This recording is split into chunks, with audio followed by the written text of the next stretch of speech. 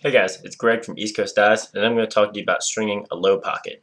So a low pocket, like the one I have here, is where the pocket sits below the middle of the head. So it's going to be down in this bottom third of the head. So when you cradle, the ball sit all the way down low.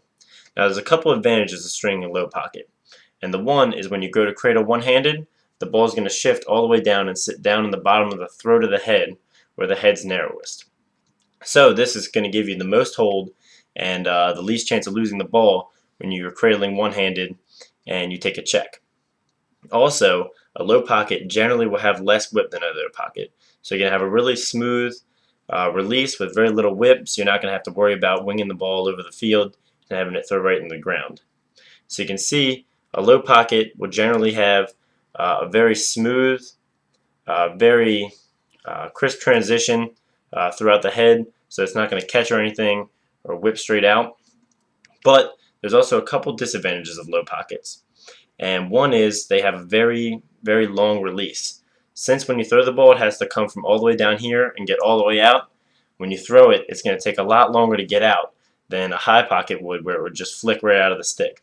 So this could be a disadvantage for attackmen when they're cradling and they want to really quickly make a quick feed. It's going to take longer to get the ball out of the stick.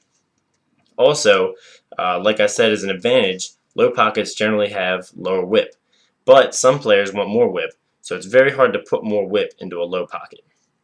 So the most common position for a low pocket to be used is attack, because they're the position that spend the most time with the stick in one hand, running across X, carrying the ball, changing directions.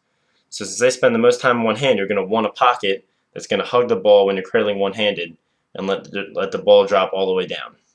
So it's perfect for attackmen. But like I said, it also has a slower release. So an attackman won't be able to get the ball out very quickly, or when they come out of their dodge, they won't be able to shoot it quite as quickly. So one thing you can do with a lower pocket to create a quicker release is move your shooting strings down in the stick. So instead of having them all the way up at the top, you would maybe start a little bit lower and have a V or another straight somewhere down in this area of the stick. And that's going to make the ball come off those shooting strings much earlier, so it'll add a quicker release while still maintaining a low pocket. Now another thing people like to do to have a low pocket but also have that high pocket release is an Iroquois top string. And so this is a situation where the mesh starts all the way down here, and the top part, it has a very long top string that comes down to meet the mesh somewhere in the top of the head. So the mesh would be attached to the scoop via a very long top string. And that would make the ball release where the mesh stops. So since the mesh is stopping down here, the ball will release down here. So the pocket's still low, but it's still going to have a release point somewhere higher in the head, so it releases a little bit quicker. To add whip, also moving the shooting strings down in the head will add a little bit of whip for attackmen if they like more whip in their stick, and also more hold. For defensemen, low pockets aren't that commonly used. A lot of the times defensemen like more whip so that they can have really crank the ball for those long passes and those crossfield passes. So I wouldn't necessarily recommend a low pocket for defensemen. I would recommend a mid pocket. But if you were going to have one as a defenseman, I would suggest the same thing as attackman, in that you put the shooting strings a little bit lower and maybe make the pocket shift up a little bit more for when you cradle and you want to make that long pass.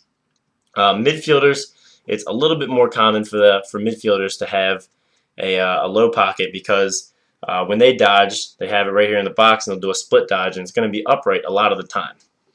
But when you're running down the alley and you're taking a big outside shot or a big alley shot, you are going to want some whip. So I would suggest that a midfielder that wants to use a low pocket have one that's a little bit baggier, so when they go to take that cradle right before they take a big shot down the alley, the ball will shift up in the stick to right under their shooting strings and catch there a little bit, so they can untwist their body and unload the shot, and it'll shift up a little bit, but while they're cradling, the pocket can shift down and they'll be able to cradle one-handed and have the ball really have nice hold. So that's how you would use a low pocket for each position. Just a couple of tips when you're stringing low pocket. Generally, you're going to want to interlock a little further down the head than you would when you were stringing a mid pocket. So you can interlock almost down to the a little bit less than the halfway point, maybe 2/3 of the way down the head.